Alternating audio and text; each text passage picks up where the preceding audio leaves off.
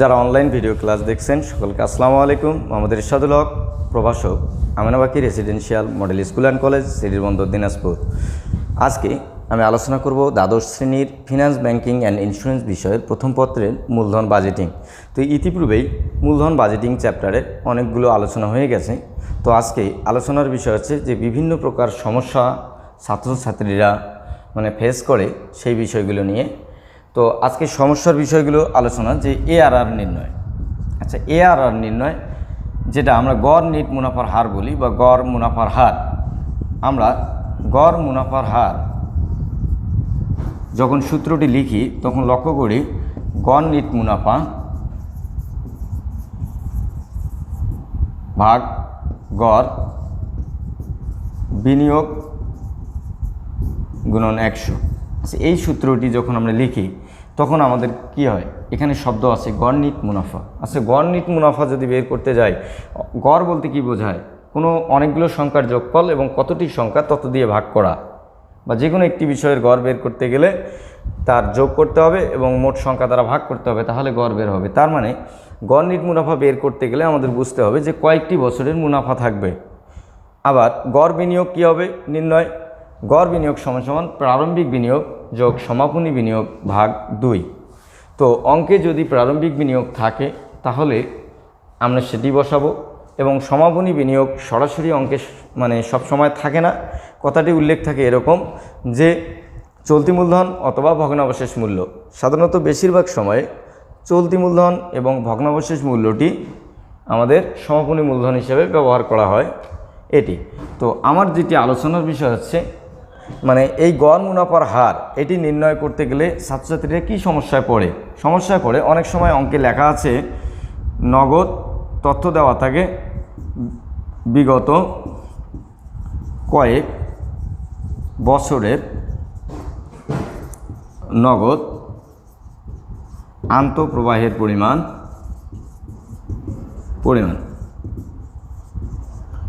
বিগত কয়েক বছরের যদি আন্তঃপ্রবাহের পরিমাণ থাকে আর সেক্ষেত্রে আমাদের গড় মুনাফার হার নির্ণয় করতে বলে, তাহলে আমরা কিভাবে নির্ণয় করব? আমাদের মনে রাখতে হবে আমাদের কিন্তু গড় নিট মুনাফা চেয়েছে, গড় আন্তঃপ্রবাহ না। আচ্ছা, যদি গড় আন্তঃপ্রবাহ দেওয়া থাকে তাহলে আমরা কি করব? আমরা একটি সূত্রের মাধ্যমে এটি বের করে নিব। যেমন নগদ আন্তঃপ্রবাহ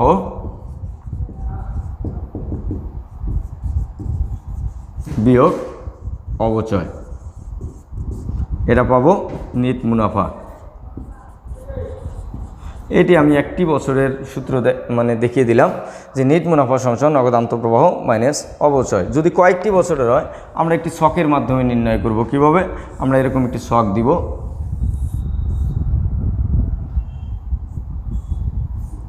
যতটি বছর হবে ততটি কলাম হবে। আমরা দিলাম, আমরা এখানে লিখব নগদ আন্তঃপ্রবাহ,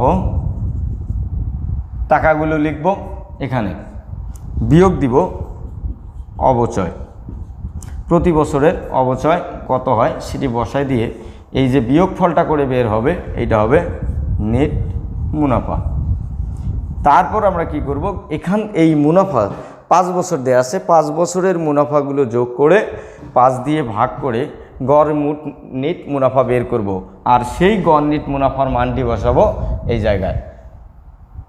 আচ্ছা, এখন গেল যে কিভাবে নির্ণয় করব সেটি নিট মুনাফা, সেটি আশা করি আমরা বুঝতে পেরেছি। এরপর আসি, আমরা যদি বিগত কয়েক বছরের নিট মুনাফার পরিমাণ দেওয়া থাকে, নিট মুনাফা, তাহলে সেক্ষেত্রে যদি আন্তঃপ্রবাহ নির্ণয় করতে বলা হয় পিভিপি, আমরা জানি পিভিপি নির্ণয়ের ক্ষেত্রে আন্তঃপ্রবাহ দরকার। বিগত কয়েক বছরের নিট মুনাফা অঙ্কে দেওয়া আছে, অথচ নির্ণয় করতে বলা হয়েছে পিভিপি। তাহলে আমি কিভাবে পিভিপি নির্ণয় করব? পিভিপি নির্ণয়ের ক্ষেত্রে আমাকে আন্তঃপ্রবাহ লাগবে। আমি কি করব? নিট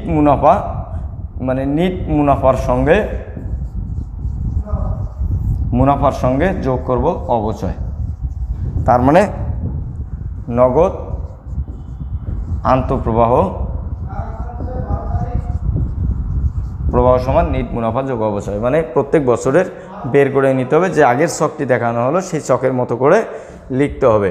ওপরে নিট মুনাফা আর নিচে যোগ অবচয়, যোগ করে নগদ আন্তঃপ্রবাহ নির্ণয় করে তারপর আমরা পিভিপি নির্ণয় করব। এরপর আসি পিভিপি নির্ণয়ের ক্ষেত্রে আমরা দুটি সূত্র দেখেছিলাম। একটা হচ্ছে মোট বিনিয়োগ ভাগ প্রতি বছর নগদ আন্তঃপ্রবাহ। আমরা অঙ্কে লক্ষ্য করব, যদি প্রতি বছর নগদ আন্তঃপ্রবাহ একই হয় তাহলে সূত্র হবে কি মোট বিনিয়োগ ভাগ প্রতি বছর নগদ আন্তঃপ্রবাহ।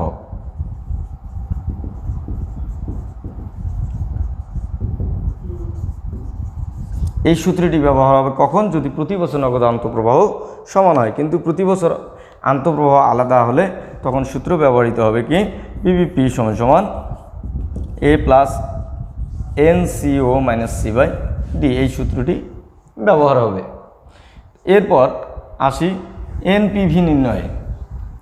এনপিভি নির্ণয়ে কী হবে? এনপিভি নির্ণয়ে কি দরকার? আন্তঃপ্রবাহ দরকার। অনেক ছাত্রছাত্রীরা যে জিনিসটি ভুল করে, নিট মুনাফা দিয়ে অনেক সময় করে ফেলে, এটি করা যাবে না। খেয়াল রাখতে হবে যে এনপিভি নির্ণয়ের ক্ষেত্রে আন্তঃপ্রবাহ ব্যবহৃত হয়। তারপর আইআরআর নির্ণয়ে কি ব্যবহৃত হয়? এখানেও আন্তঃপ্রবাহ ব্যবহৃত হয়। তো এই জিনিসগুলো আমাদের খেয়াল রাখতে হবে অঙ্ক করার সময়। এরপর আমাদের কিছু জিনিস দেখি যে অবচয় কিভাবে নির্ণয় করতে হয়। অনেক সময় হয় কি অঙ্কে অবচয়ের কথা উল্লেখ থাকে না। আমরা কি করব? মোট বিনিয়োগকে বছর সংখ্যা দিয়ে ভাগ দিব। বছর সংখ্যা, এটা অবচয় সমান মোট বিনিয়োগ ভাগ বছর সংখ্যা। তবে অনেক ক্ষেত্রে হয় কি অঙ্কে কত টাকা করে অবচয় ধরতে হবে সেটি উল্লেখ থাকতে পারে। এটি মনে রাখতে হবে, এই যে অবচয় নির্ণয়ের ক্ষেত্রে অবচয় উল্লেখ থাকতে পারে। আর যদি উল্লেখ থাকে তাহলে ভালো, না থাকলে মোট বিনিয়োগকে বছর সংখ্যা দিয়ে ভাগ দিয়ে আমাদের অবচয় নির্ণয় করতে হবে। আবার অনেক সময় অঙ্কে অবচয়ের কথা উল্লেখ থাকে, অনেক সময় অঙ্কে অবচয় সম্পর্কিত কিছুই উল্লেখ থাকে না। তবে একটি জিনিস আমাদের মনে রাখতে হবে, যেহেতু মূলধন বাজেটিং একটা মূল্যায়ন প্রক্রিয়া, এটি একটি দীর্ঘমেয়াদী বিনিয়োগ। এক্ষেত্রে আমাদের মনে রাখতে হবে যে কোনো অঙ্কে যদি অবচয় সম্পর্কিত কোনো তথ্য দেয়া না থাকে তারপরেও আমাদের অবচয় নির্ণয় করতে হবে। কথা কিছু বলা থাক বা না থাক, আমরা অবচয় নির্ণয় করব। এরপর আসি অবচয় নির্ণয়ের ক্ষেত্রে যদি অঙ্কে ভগ্নাবশেষ মূল্য থাকে। ভগ্নাবশেষ মূল্য, যদি অবচয় নির্ণয়ের ক্ষেত্রে ভগ্নাবশেষ মূল্য থাকে, অঙ্কে লেখা আছে বিনিয়োগ 5 লক্ষ টাকা 5 বছরের জন্য, সময় শেষে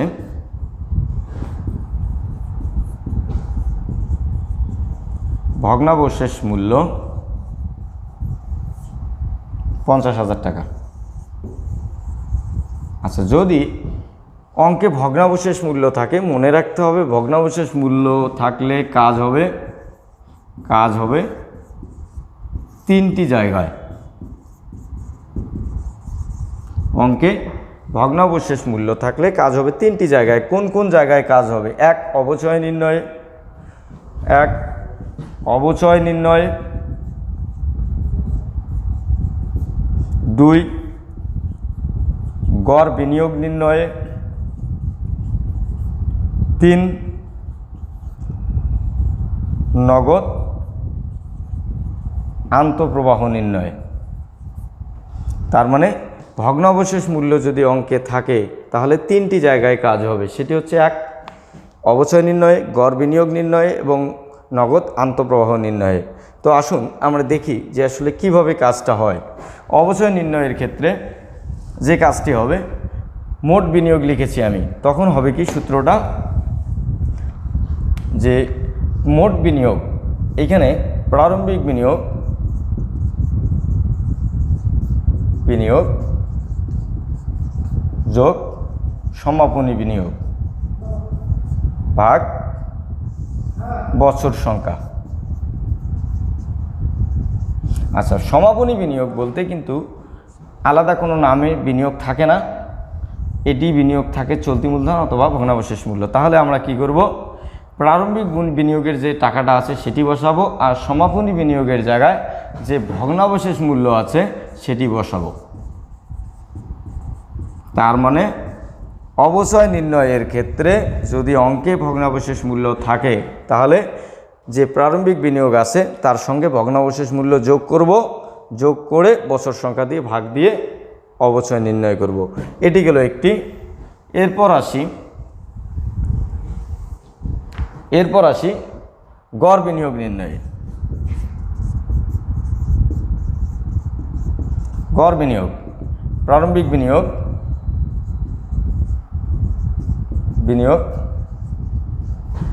যোগ সমাপনী বিনিয়োগ ভাগ 2। আচ্ছা, এক্ষেত্রে কী হবে, সমাপনী বিনিয়োগের যে শব্দটি আছে এখানে আমরা ভগ্নাবশেষ মূল্য বসাই দিব। ভগ্নাবশেষ মূল্য তার মানে 1 অবচয় নির্ণয় হবে, 2 গড় বিনিয়োগ নির্ণয় হবে। কোথায় হবে, সমাপনী মূলধনের যে জায়গাটি রয়েছে সমাপনী মূলধন হিসাবে ভগ্নাবশেষ মূল্য যোগ হবে এবং 2 দিয়ে ভাগ হবে। দুটি কাজ আপনারা দেখলেন। এরপর হচ্ছে কি আন্তঃপ্রবাহ নির্ণয়। আন্তঃপ্রবাহ নির্ণয়, এখানে কি হবে, আমাদের যত বছরের অঙ্ক বা আমাদের অঙ্কটা যত বছরে চাওয়া হবে শেষ বছরের আন্তঃপ্রবাহের সঙ্গে যোগ হবে ভগ্নাবশেষ মূল্য। তো আমি যে অঙ্কটি লিখেছিলাম যে 50,000 টাকা ভগ্নাবশেষ মূল্য, যদি অঙ্কটার এরকম মান বের হয় 3টি বা 4টি বছরের থাকে তাহলে হবে কি,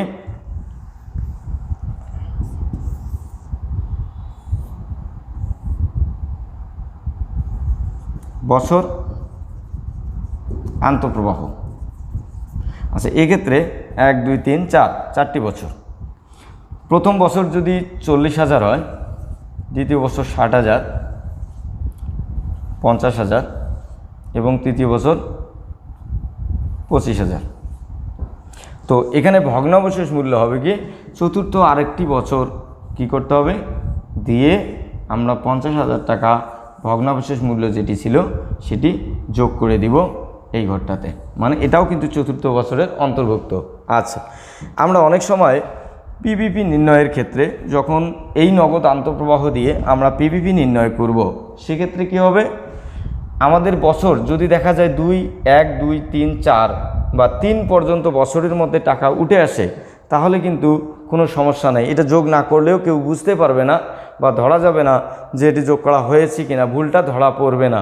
কিন্তু দেখা যায় যদি তৃতীয় বছর পর্যন্ত টাকা উঠে আসেনি তখন কি হবে, চতুর্থ বছরে যাইতে হবে। চতুর্থ বছরে গেলে তখন ভুলটা বোঝা যাবে। তো আমরা এজন্য যে বিষয়গুলো সমস্যায় পড়ি এই বিষয়গুলো খুব ভালোভাবে আগে চিন্তা করব যে আমরা কি লিখছি বা কিভাবে লিখছি, এটা একটা বিষয়। তার মানে আমরা যে আলোচনাগুলো করলাম, যেমন ভগ্নাবশেষ মূল্য থাকলে অবচয় নির্ণয়ে যোগ হবে, গড় বিনিয়োগে যোগ হবে এবং আন্তঃপ্রবাহ নির্ণয়ে যোগ হবে। 3টি জায়গায় কাজ হবে, আমরা অঙ্ক করার সময় খেয়াল রাখব। আচ্ছা, অনেকগুলো আলোচনা হয়ে গেল সমস্যা সম্পর্কিত। এরপর আসি আইআরআর নির্ণয়ে। আইআরআর নির্ণয়ে আমাদের কি ব্যবহৃত হয়, আন্তঃপ্রবাহ ব্যবহৃত হয় আইআরআর। আচ্ছা, আইআরআরে আন্তঃপ্রবাহ যে হয় ব্যবহার, আমরা কি করি, সেই প্রাপ্ত আন্তঃপ্রবাহগুলোর বর্তমান মূল্য নির্ণয় করি। আচ্ছা, বর্তমান মূল্য যেটা নির্ণয় করব, আইআরআর নির্ণয়ের প্রধান উদ্দেশ্য হচ্ছে এমন একটি আয়ের হার নির্ণয় করা যে আয়ের হারে মানে বিনিয়োগকৃত অর্থের যে আন্তঃপ্রবাহর বর্তমান মূল্য এবং বিনিয়োগকৃত অর্থ সমান হয়, এটা হচ্ছে আইআরআর। এক্ষেত্রে আমরা আন্তঃপ্রবাহ ব্যবহার করব। অনেক ছাত্রছাত্রীরা ভুল করে নিট মুনাফা ব্যবহার করে থাকে, এই কাজটি আমরা কখনোই করব না। এরপর আসি, আমরা সাধারণত আলোচনা করলাম নিট মুনাফা এবং আন্তঃপ্রবাহ সম্পর্কিত। তাহলে এখন প্রশ্ন হলো, এই দুইটা বাদ দিয়েও অঙ্কে বিক্রয় দেওয়া থাকতে পারে।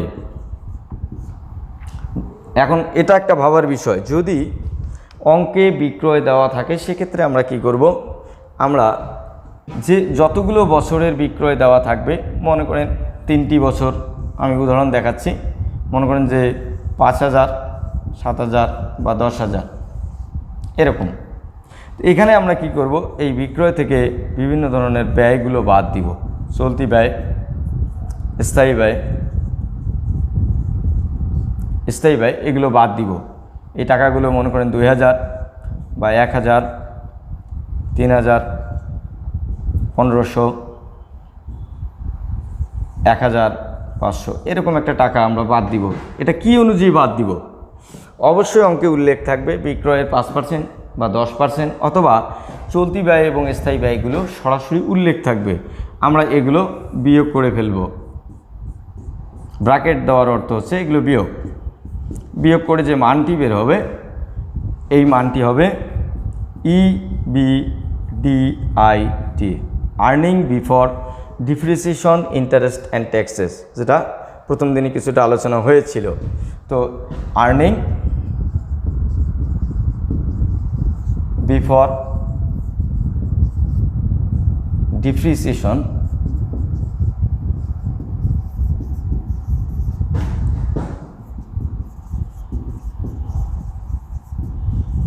অ্যান্ড ট্যাক্সেস, আর্নিং বিফোর তার মানে কি, এটার বাংলা হচ্ছে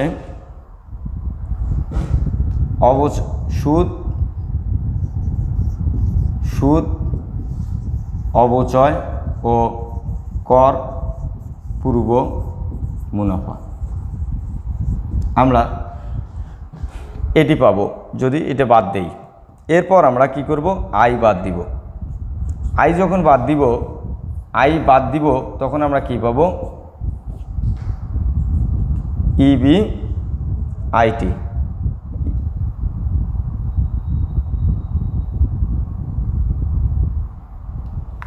আগে আমরা ডি বাদ দিব, ডি বাদ দিলে আমরা পাবো কি, যে মান বেরোবে EBIT, earning before interest and taxes. তারপর আমরা যে মানটা পাবো এর থেকে বাদ দিব আয় বাদ দিলে আমরা পাবো EBT, এর থেকে ট্যাক্স বাদ দিলে পাবো EAT, যেটাকে বলা হয় নিট মুনাফা। এগুলো বিগত সময়ে আলোচনা হয়ে গেছে। তো আশা করি আপনারা আমার ক্লাস দেখছেন এবং বুঝতে পেরেছেন। তো তারপরেও যদি এই সম্পর্কিত কোনো সমস্যা থাকে তাহলে আমাদের শিক্ষার যে ওয়েবসাইট রয়েছে সেখানে যোগাযোগ করবেন। আমাদের মেসেঞ্জার রয়েছে গ্রুপ, এছাড়া জুম আছে, বিভিন্ন জায়গায় আপনারা যোগাযোগ করবেন। আমরা এই সম্পর্কিত সমস্যাগুলো সমাধান করে দেব। তবে ততক্ষণ পর্যন্ত আপনারা সকলে ভালো থাকুন। আগামী ক্লাস দেখার জন্য আমন্ত্রণ রইল।